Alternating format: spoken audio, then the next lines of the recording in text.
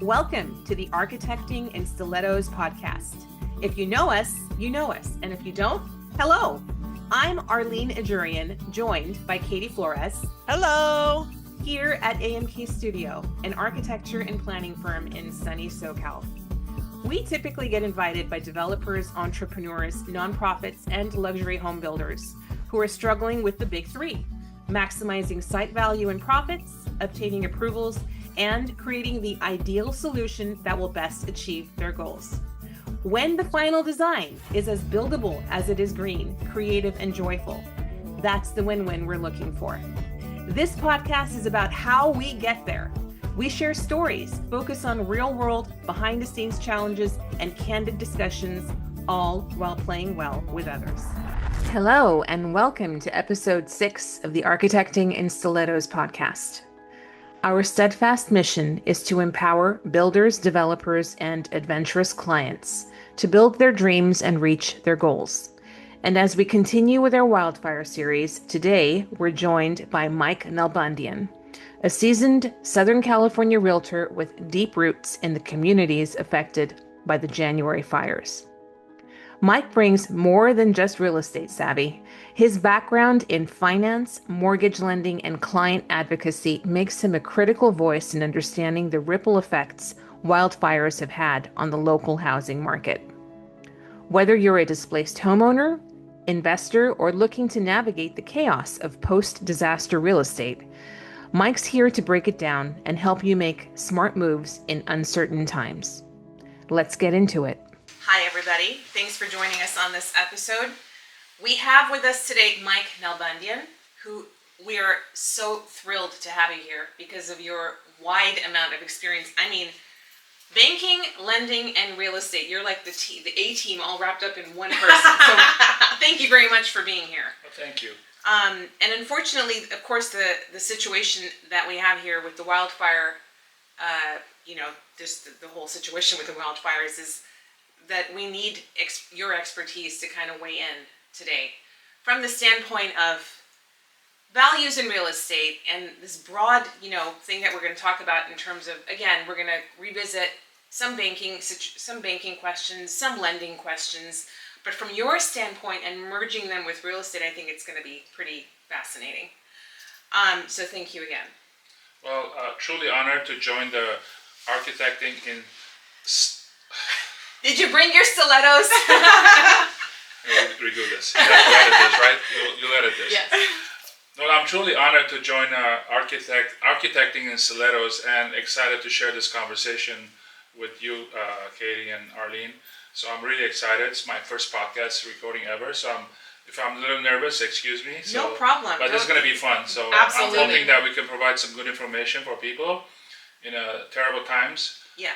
For some of them. So let's do it. And we're probably more positive on this one because this is our, we're well into the series for wildfires at this point. And we did, obviously, it's still a solemn issue, but there is so much action happening, so many programs. It's been a couple of months now. I feel like a lot of the things we might have talked about in the beginning are a little outdated at this moment, but in this day and age, right now, with what's going on, at least this podcast is going to be current. Yeah, we're making progress. Yeah, and it's not to say that things won't change again, but because things are changing daily. Absolutely. So. Exactly, and there's a lot of information. There's so much noise out there. Fortunately, a lot of it is necessary. There's a lot of town hall meetings. And the AIA is doing a lot of things. The realtors are doing a lot of things. I'm sure there's just a lot of information, but let's see if we can consolidate some of that here. Okay. So, if I'm a homeowner and I'm looking at hurdles when rebuilding, a lot of people come to us as architects, right?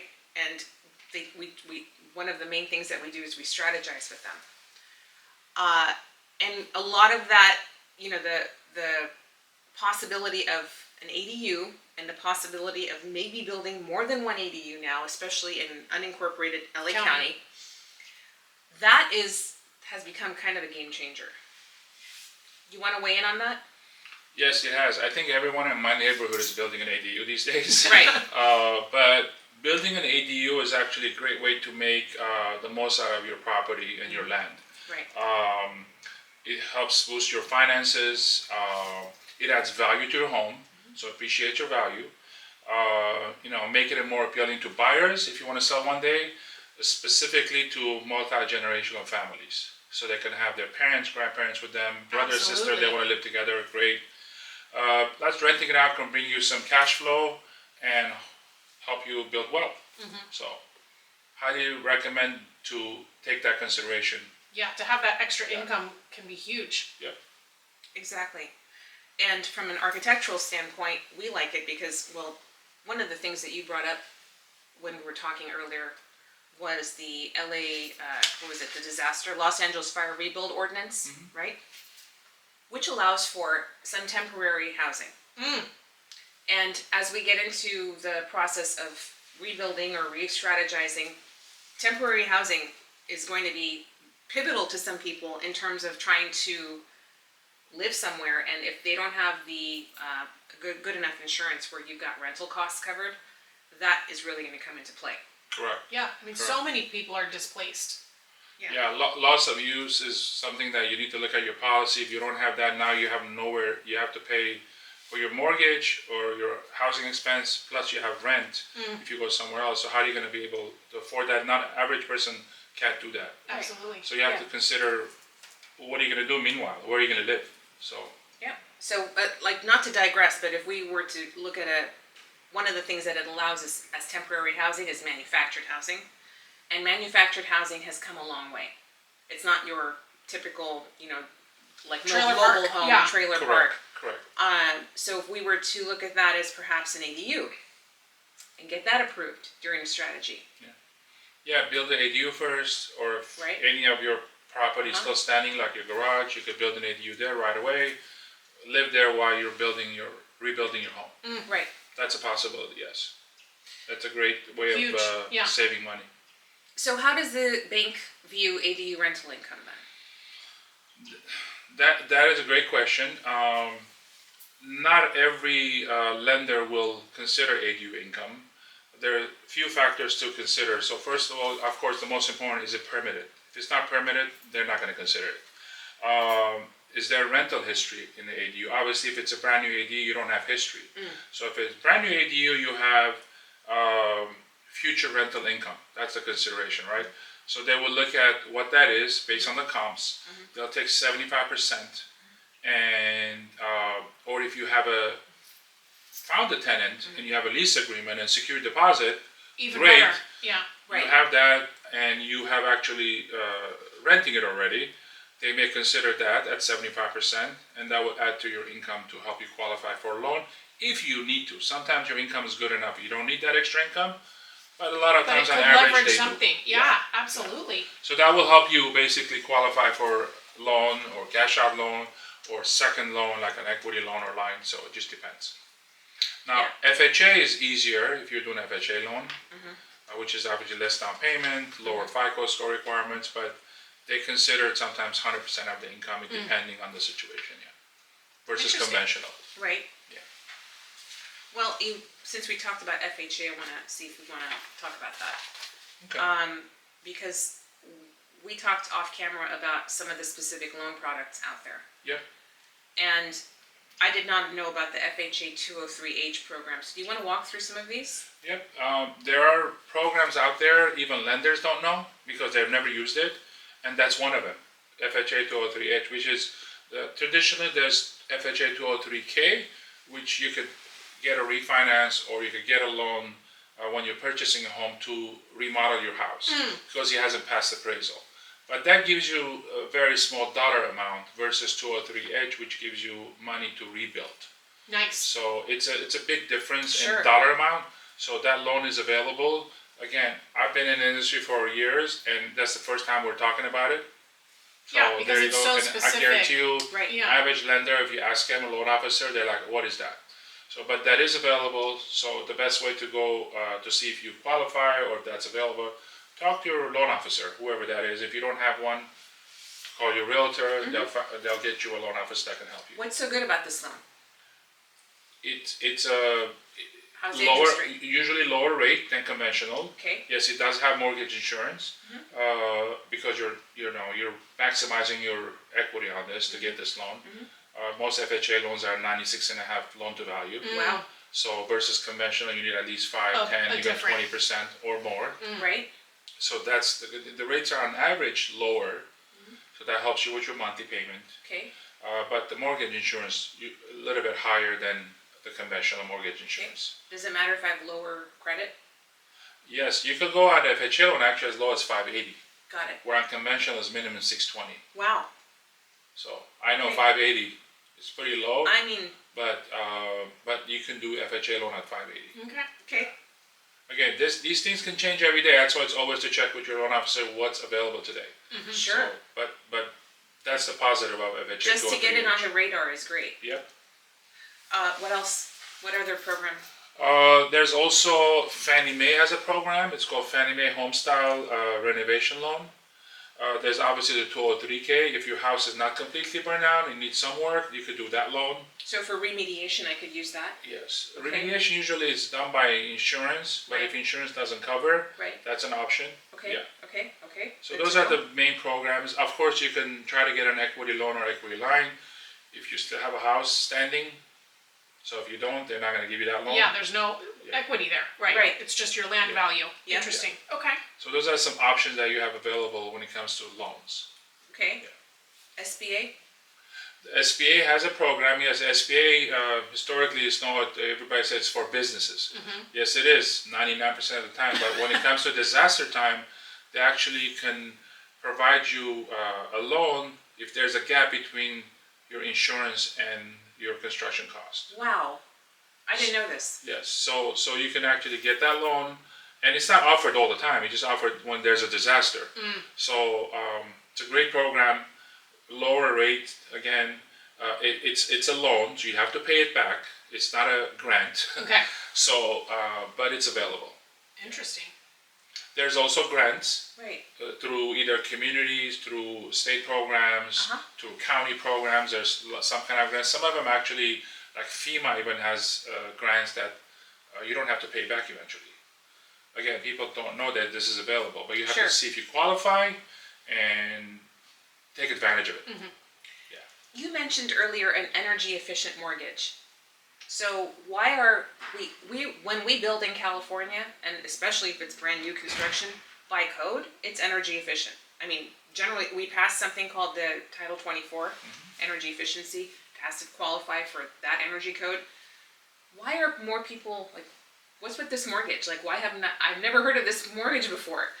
It's because most lenders don't want to do it. It's not your conventional Okay. way of doing loan. It's not Okay. as easy. It's not promoted, and I really don't know why. And I've been a lender most of my professional life. We just don't push it. Yeah. But it's available. It's out there. Okay. You just have to talk to your lender, or if not, talk to your local city or county or state level, and they'll tell you the approved lenders that do those kinds of loans. Right. Because you have to be trained and certified to do those loans. Not Got everybody it. can do it.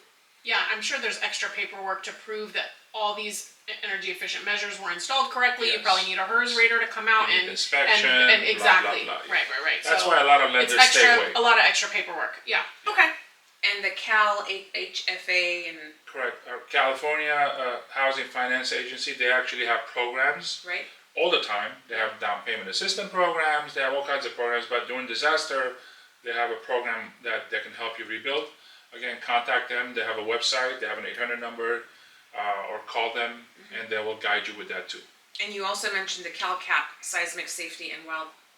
Again, nobody talks about it until we have an Wildfire earthquake disaster or a loan. disaster Or a like we huge had disaster. in January. Yeah, Yeah. it's available. It's out there. Yeah. Well, so when we're talking about loans, what are some misconceptions people have about qualifying for a loan to rebuild? Like, is it easy for me to go in and get a construction loan? No. Why not? Okay, so the myth is like, oh, I just go get a construction loan. Right, I want to yes. build a new No house. problem. Yeah. No problem. Right. The first problem is not every lender, bank, or credit union do construction loans Right. to start with. So you have to see who does that first. Okay. When you find that lender is gonna need great plans approved by architect, general contractor. They have to approve the contractor. They have to make sure this contractor has built homes, not just they do renovation, remodeling here and there. Your rates are little higher on a construction loan, so you have to qualify for that. Yeah. Your FICO requirement is higher. Your amount of equity needs to be higher. So you can't borrow 100% of your property value to do this kind of loan. Absolutely. So those are some of the things that people don't understand. So some credit unions have some good programs because they portfolio those loans so they can have programs for their members. So check with them. Yeah. And there are very few banks, major banks, that do it. So check with your loan officer, and then they will guide you with that. That's the best thing I can recommend. Well, again, I mean, they're riskier loans, right, for a bank to offer because, I mean, there's so many things that could go wrong with construction. So from a lender standpoint, I can see why it might be, like, we just don't do these, right? And I'm sure there's just a ton of paperwork. Like you said, you want to make sure the contractor is licensed. He knows what he's doing. You're not going with some, my Uncle Joe or whoever who said he could build this house just because he has a license from 40 years ago doesn't mean he knows how to build a house today. Correct. So yeah, there's a lot more checks and balances, I would think, with a construction loan for that. So let's talk about the trends in real estate market, right? The shifts that we're seeing. I've heard that some lots are surprisingly going for more than they were going for before, even without a house on them, and that there's, what am I hearing? Like, there's 10% overvalue, is this true? Well, we've heard both. We have heard people already selling their homes, even in the burned area that their house didn't burn, they're selling it, it's going over asking price. We've also heard that on average, developers or investors are offering 20-40% less to buy your burned land, your burned it's house. all over the place? Yeah, all over the place. So there's a lot of, again, we don't have all the results yet, but this is happening. Of course, investors, developers are going to try to take advantage of you in a moment like this. So that's those are facts. We know that's happening, but whoever started to sell their homes, they are actually, even in the burned areas in Pacific Palisades specifically and Altadena, they are going for higher price than what the actual market is, even if your next street is all burned. So people are buying properties, yes. And we just recently starting to see on MLS and on different sources that there's lots already for sale. Right. Okay. Yeah, so that's happening as we speak. Now, What what's going to happen the next 2, 3 months, 6 months, we don't know, but right now, currently, whoever can clean up their property and they decided to sell it, it's selling. Interesting. Right. Yeah. Some for less, some for more. Right. So It's a factor. Some people may not have the stomach to go ahead and through this. rebuild, and Yeah. one of the main aspects that we were talking about is the emotional aspect. I did go through a rebuilding in a disaster in the past. I've mentioned this before. But one of the main aspects is to be able to have the emotional grounding, to detach yourself from what was there before, so that you don't necessarily have to replace that. I mean, you're literally at a clearing. Absolutely. And when you're at a clearing, you've got to be able to make some wise decisions that your entire future your financial state of being is going to be based on. So that is important in terms of whether or not to sell, whether or not to rebuild. And if we were to sell, what would you want people to know? I mean, if there's homeowners that are thinking about selling, what are some things that we really need to take a moment and let's just figure out what needs to happen here? Well, you mentioned it. I think it's very emotional times for certain people, and it's hard for us to sit there and understand what they're going through, because they lost their lost home, everything. their personal properties, everything that they've known for sometimes decades. It's not easy for anyone to sit there and judge them.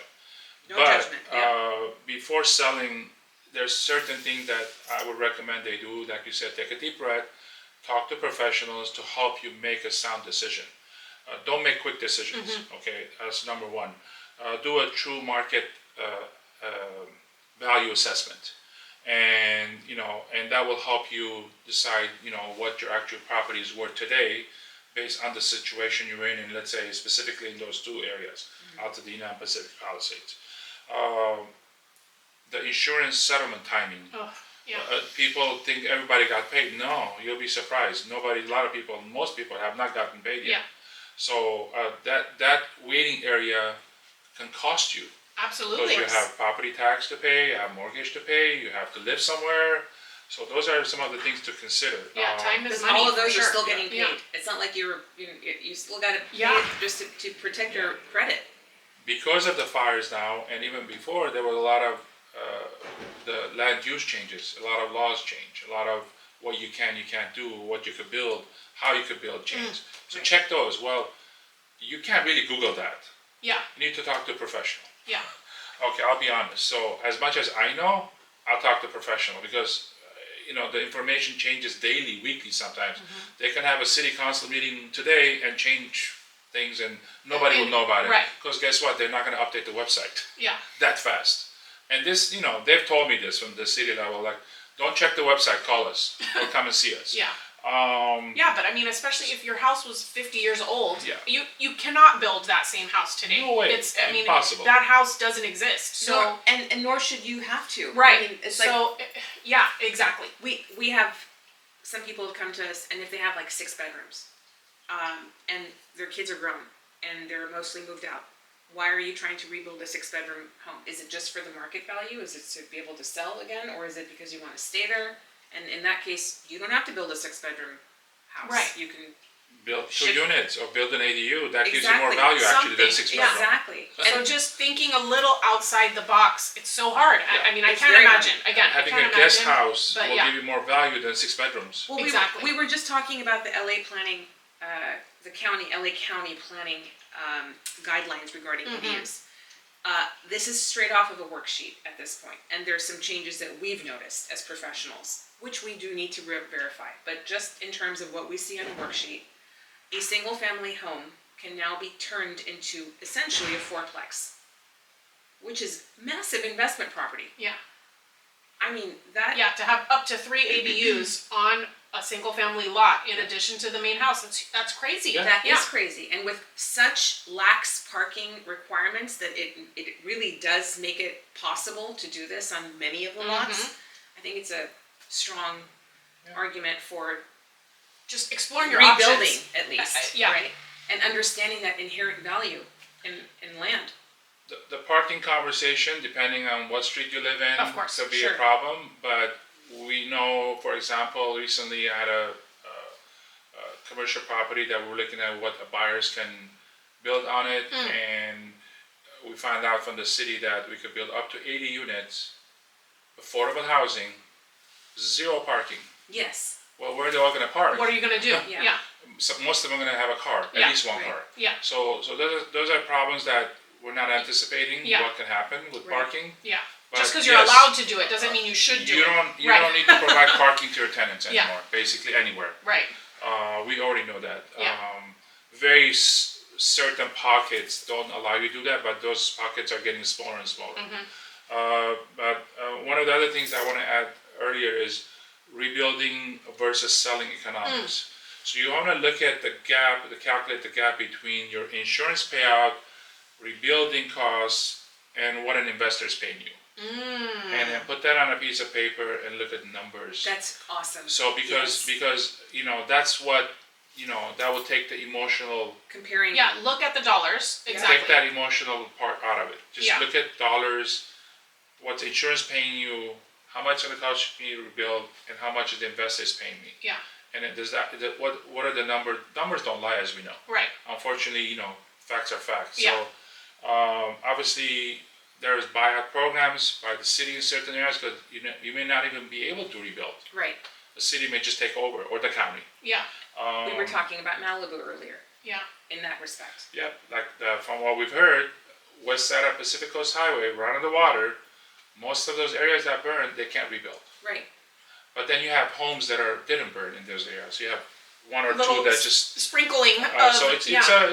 it's a very tough situation, but you could build there, but it's going to cost you twice as much. Right, it remains to be, like, we just need to define what it means to build now and what that is going to cost. And if it's so Exorbitant, exorbitant that it no longer makes sense You to have build. the water factor, you have fire, you have wind, so all those things now they're making you build a house that's like, you mentioned earlier, like almost like against nuclear bomb. Yeah. Yeah, something but that is- But it just doesn't make sense to build with that much money. Right. Yeah. And most of these people are not going to walk away. They're going to Yeah. take their money from insurance and walk away. Yeah. Or if they sell the property to the city or the county, run with it. Well, it's quite an undertaking, especially in a place like Malibu, because you got to carry that for years. I mean, just to be able to rebuild. Yes, California Coastal Commission. I know that Governor Newsom has said, we're going to Halt fast track that things and yeah. have some exemptions in place. Yeah. We need to see what that actually means, Absolutely. and how long something like coastal development is going to take in Malibu. I think is still up in the air, but we'll see. Yeah.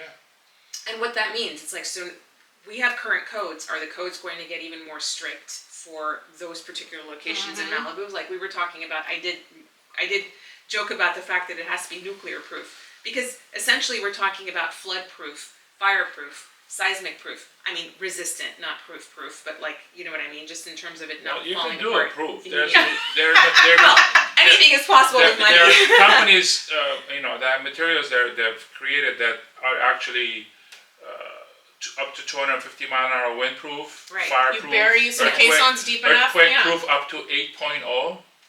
Which is impossible, Seismic. almost impossible. I know, but they say Yes. it is. Right. Yeah. I don't have those facts, but Right. I've seen these videos Yeah. and stuff. But so there's things that we're doing that we have technology to build better. Yes. But at what cost? Exactly. Right. Does it make sense? Yes, that's the tipping point that Yeah. we're talking about. I completely, Yeah. I respect that. But when it comes to a shift though towards the market, towards buying stuff in the urban area, in the coastal areas, are you seeing this? Surprisingly, yes. A lot of the cities that have gone through fires before, which we know, like Malibu, Topanga. Calabasas, like they're going to be becoming even more popular because they already have certain rules in place and how to build there. For example, Point Newman, Broad Beach, and Malibu is going to be more familiar. People are going to move there because they have certain Fire restrictions fire and other restrictions, things. and they have strong returns for if you're investing in property. Calabasas and Hidden Hills, again, they've gone through fires and they have Yep. really, they're welcoming to build there, but you have to have Yeah, robust regulations Robust too. regulations, Yeah, And yeah. they do. They Topanga have Canyon. the robustness. Robust. Topanga Canyon. Who would have thought? Right. Fire zone big time, right? Yeah, but, of course. But they welcome to build there as long as you do what they Yeah. ask you to do. And Westlake Village, Aguri Hills, and Ventura is very welcoming community for But same building. thing, hillside-ish. Yeah, exactly. And a lot of them are going to start moving into urban areas like West LA, Santa Monica, Venice, and Mar Vista.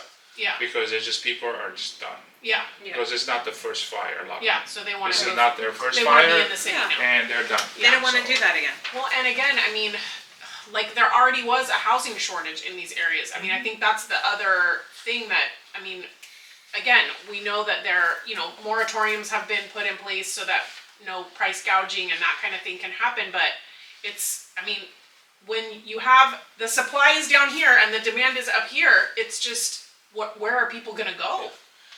We were already at a seller's market. Yeah. It means we have less supply, more demand, and now we just lost thousands of homes. Even more.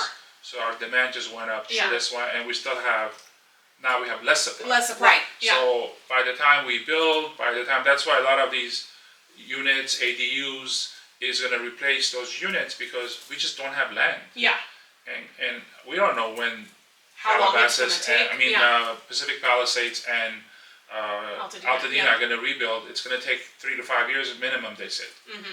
So that just by the time that inventory comes back, these people have to live somewhere. Yeah. Or they have to rent. So rent is becoming very more competitive, not just buying a home. Right. Oh, absolutely. Yeah. Yeah. Did we already talk about the policy changes that you see coming? No. Let's talk about that. Yeah. Yeah, so given this crisis, what kind of policy changes are you seeing? Anticipating and, yeah. or anticipating, that's a great word. From what we've seen so far, again, until we see it in action live, like you said, certain things that they're promising they're going to do, but is it really happening? We don't know yet. But we have seen that they have expedited permitting programs.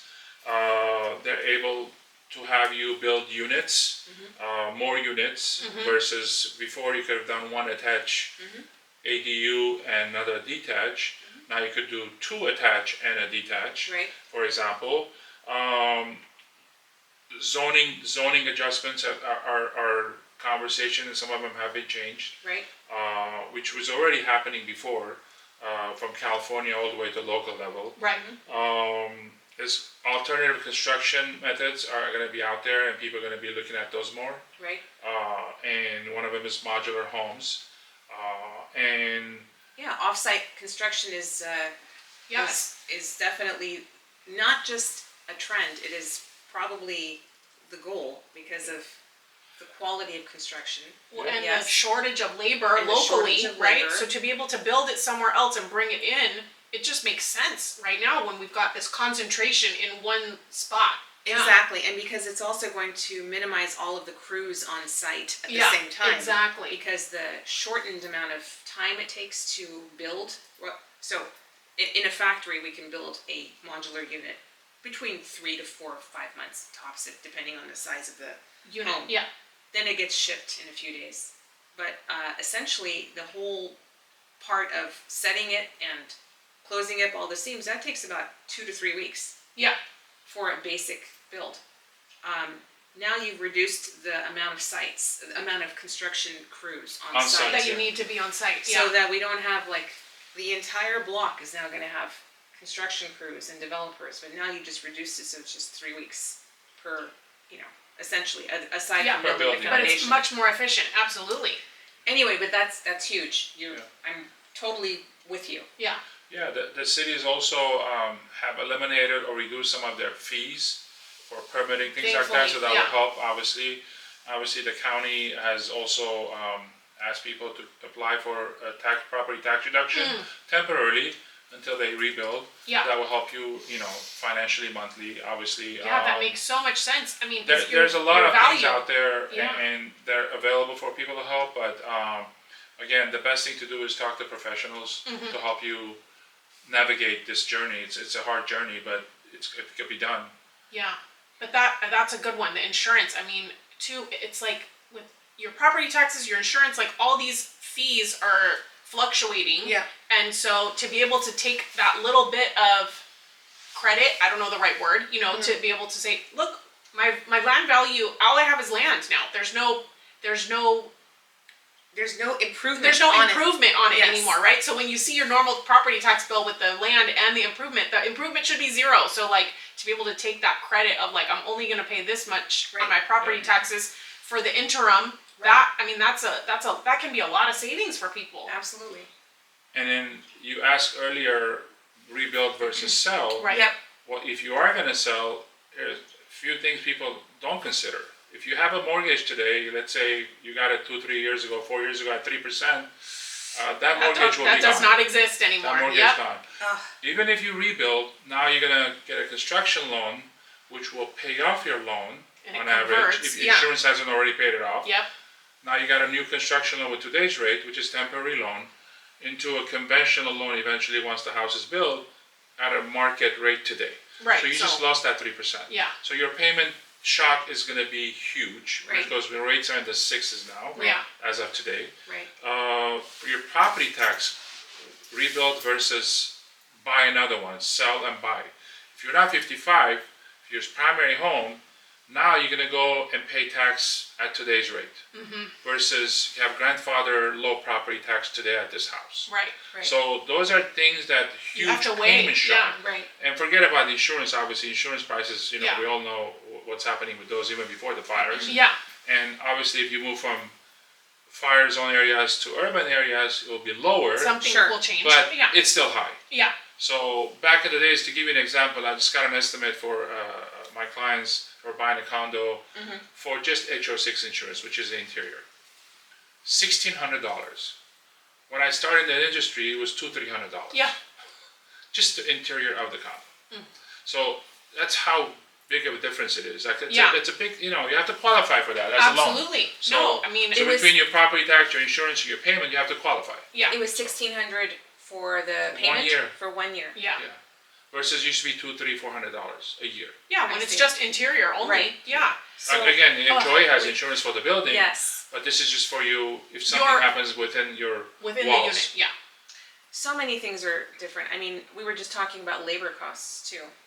And you mentioned something that was very, like, we kind of knew this, but just the way you articulated it was absolutely spot on, which is, I'll let you say that again. Well, before even the fire, actually this happened during the pandemic, because what a lot of people, what do they do during the pandemic? They just remodel our home. We're Sure. home anyways. Yeah. Right, So they start remodeling. right. Well, first of all, we had lack of material because of what was Shipping going and on with the everything was shipping and happening. everything Yeah, around exactly. the world. So that went up. Yeah. So Yeah. material Cost. almost doubled, Yeah. if Right. not more. I remember buying plywood. They used to be dollar something. It became like 4 times higher. Yeah. Right, And then labor doubled. yep, So on average, I used to pay like 125, maybe 150 a day per For a person day for labor. Yeah. Yeah. For day labor, now it's about 2 to 250. it's Yeah. crazy. And why is that? Because demand. Yeah. More people and want inflation. number Yeah. one. Yes. Now with the political environment, I hate to tell you, but the It cost, doesn't help. the cost, it doesn't help. Now a lot of these people Sure. are either gone Right. or they're hiding, and they are not documented. Right. Yeah. That's a fact. Yeah. So that's now just created, less supply, and Yeah. the demand is high, and then we have to rebuild all these homes with who? Yeah. Right, What resources? Yeah. I was just joking earlier, saying maybe our Gen Zers can get into construction, which Yeah, is great they business. can. I mean, it's a great industry to get into. Oh my gosh! Right now is the time I to know, I learn gotta a tell my trade. kids. Please. Oh my Please. gosh, we need it. Yeah. No, it really does. I mean, the labor shortage has been an ongoing conversation at any of the builder shows we go to. I mean, that is an Certainly. ongoing issue that It has is. been for Which years and Because years. it's expensive. So It is. it's Which is it's the just- argument for off-site construction. Exactly. So I just hope that if you live in, I don't know, wherever, middle America, and you want a job, try coming and, I don't know. I mean, I know it's expensive to live here, but like, we need the laborers for sure. If you have a skilled trade, Yep. we can use it. Yeah. We need it So, Yeah. desperately. is there anything else that you wanted to mention? I have one last question for you. No, at this point, go ahead. So let's say I wanted to rebuild. Okay. What are the most important aspects? There's going to be some things that are required by code, but as far as resale value, as far as what you're seeing from your perspective, what are some things that absolutely have to be in that new build for it to be maximizing the value of the build? Okay. I think we discussed some of these, but I'll go more into details. Sure. Roofing, Class A fire resistant roofing is Absolutely. absolute. I mean, Yeah. you gotta have that. Yeah. And then you have to have ember resistant venting systems. I know we talked about sprinkler systems. Now I know if you're building a new house, you have to have the sprinklers inside the house. But now they should require to put in the attic and also on the roof. Yeah. So, There's a sprinkler system you can put on the roof. Exterior. yeah, so the code says we have to have fire sprinklers inside the Inside house. the And house. what we specifically mentioned was that it's not required in attics yet, and it's not required on your house, but we can add those You features. can add those, yeah. Yes. You can add those. Again, fire resistant siding materials, like Absolutely. stucco or fiber cement.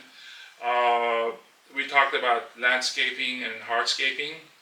That's Absolutely. huge. Yeah. To have We that. love our greenery, we like our Yeah. trees and stuff, but guess what? They're all gonna burn Yeah. it's dry and we Yeah. have It's fires. such a difficult thing. Uh, I love the trees. Yeah, you need that Love the defensible, trees. defensible space around your building so that firefighters can get in, get And out. it's a 5 Yeah. feet around the Yeah. building. Yeah, most people have dual pane windows, but we need to go into tempered glass Yes. also. I know, Take it up a notch. Yeah. we love our, everybody, when they change their windows, they put dual pane, but we don't think about tempered glass. I mean, some places it's required by code, but just to have it in, I mean, maybe we want it now in a bedroom so that we can, I don't know, control the breakage.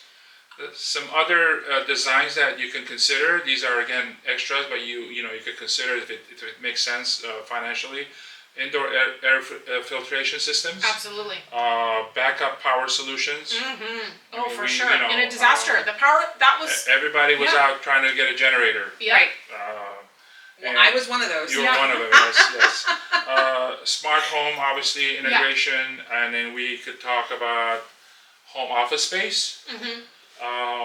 That once you're rebuilding, you need to consider doing home office space because Yeah, half you of want us work flexible. flexible. We Yeah, work from It's home the and reality of office how now. people Yeah, live so now. I know just- most companies are asking people to come back, but they're allowing them to work from home sometimes One day a too. week or 2 days a week, So, yeah. So you um, want to keep the it's design the- flexible, absolutely. And have Work-life balance. Water conservation Of course, features. yeah. I mean, we talk about electricity, we talk about everything else, but we don't talk about water. Yeah. People ask me, a lot of my clients, is it worth to build a pool? I go, to be honest, if you just wanted to have fun, great, but it's high maintenance, costly, and you use maybe 2 months out of the year, and it doesn't give really that much value to your house So, when you resell value. Yeah. Interesting. So those are things that you need to consider. Great to have pool. We all love it in the Yeah. summer, but how many times you really use the pool the rest of the year? Yeah. And then summers are getting shorter for our kids. Yeah. Between camp School and this and and this, that, yeah. it's like maybe less than a month and a half they have time off. That's the only time they can use. So, regarding pools, we were talking about potentially having a pump system that you just throw in a pool when Yeah. there's a wildfire. So you can actually use that as your own personal Fire suppression. fire Yep. Yeah. resource. It's Yeah. it's now my little what's Tank. the word? It's like a tank. Reservoir. Oh, that yeah, I'm exactly. looking for that word. So if I have that, does that increase the value of my home? Does that offset a little bit of what you were talking about, of all the maintenance and stuff that I need? It doesn't. It may not add really value, but It it's, might help I your highly insurance. recommend if you It have might a help pool. your insurance. It might not That's be right. value, but it might help your Well, insurance. Yeah. well, we don't know yet, but insurance Absolutely. companies initially they Oh my didn't care gosh. if you had an alarm or not, and they say, "Oh, you have an alarm, we'll Oh. reduce your insurance." Yeah. Right. Oh, you have a pool cover, we reduce Oh, your insurance. yeah. Well, insurance companies should encourage us. Again, that's a conversation we're having Right. about, regulating across the industry. industry. Yeah. Yeah, if you're doing this to your house, should get your credit for insurance that. should be get credit. Absolutely. Makes sense. But that's not happening yet, but it will happen. Yeah. Right. But I think it's if you have a pool, great idea to have a pump in there. Yeah. I mean, a lot That's of people that huge. had that, it Yeah. saved their homes. Yeah. Saved their homes from burning. And the people that I know somebody that had a sprinkler system in the attic, and that also saved their home. Because it's Yeah. like, it's just trying to keep the embers out of the attic is the name of the game, Yeah. right? And that Yeah. is, like you said, to make sure that the vents are covered. There already is the rodent proof netting. Now to make that the window tighter, mesh, yeah. tighter netting, so the embers are kept out. Correct. It's key.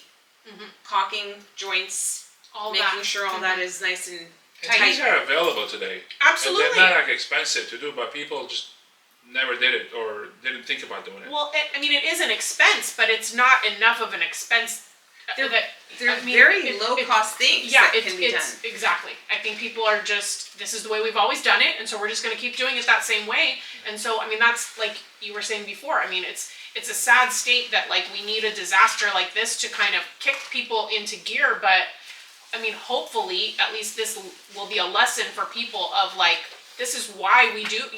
We're trying to push these things. So, Right, Agreed. yeah, Well, a lot of times it's the negotiation between a homeowner and a contractor. Yeah. And contractors take shortcuts so they can, maximize Yeah. their profits.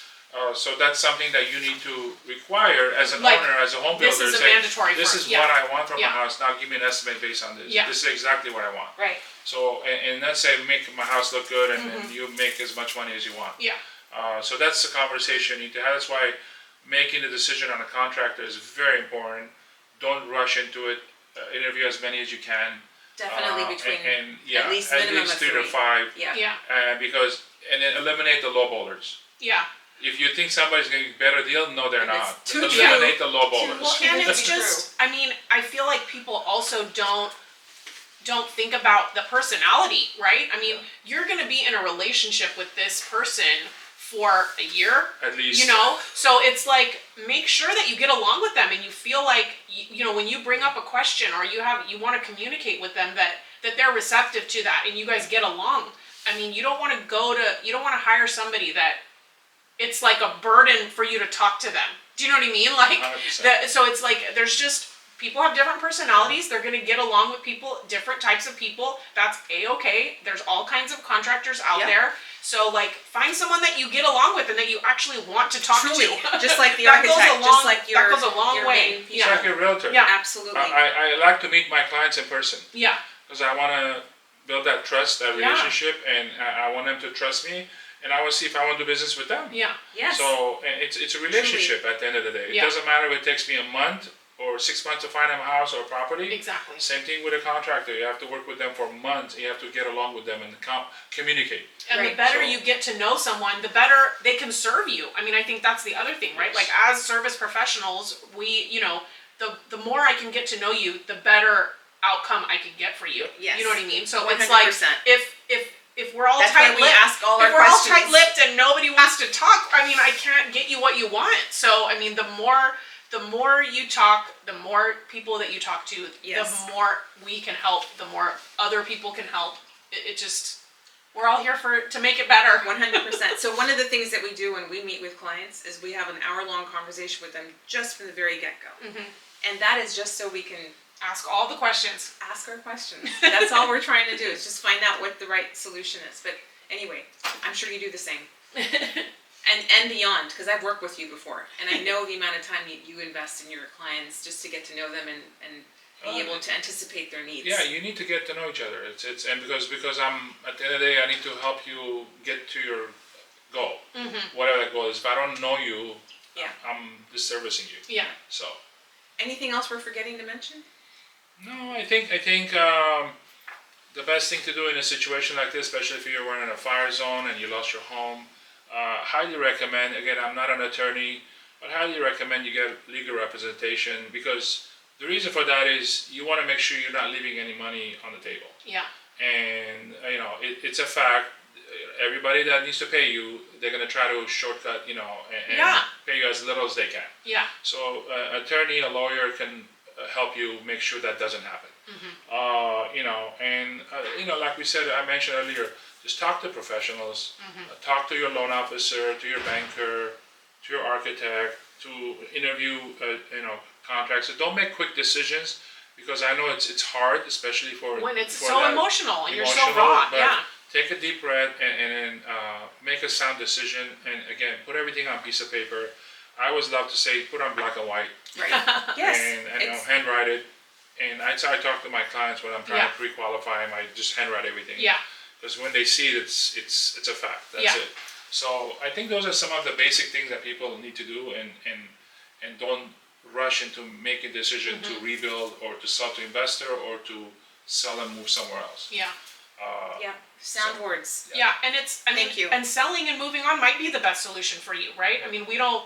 It might be. It's just. It may but be the weigh part of the your thing weigh to your do. options. I mean, I think the other Right. thing we were thinking about too was talk to your neighbors, right? I Oh, mean, that's like, right. We forgot to talk yeah, about like that. Yes, I think thank that's you. so. I mean, we've heard stories of of neighbors mobilizing together, and so it's like, oh, you're a U.S. bank, I'm Wells Fargo. You should talk to them. They'll talk to you, and then people get together, and we can Right. come up with we can help each other through this To process. learn from each To other, learn and from it. also, I mean, Yeah. there's actually Santa Rosa. I mean, we learned this Exactly. from Santa Rosa, where different neighbors were on different WhatsApp channels. Yeah. Because they were grouped either by bank mortgage Or or by by who- block, yeah. or by neighborhood. Whatever. Yeah. But specifically, that allowed them to mobilize Mm-hmm. in a way that was amazing, so that they can fight for their own.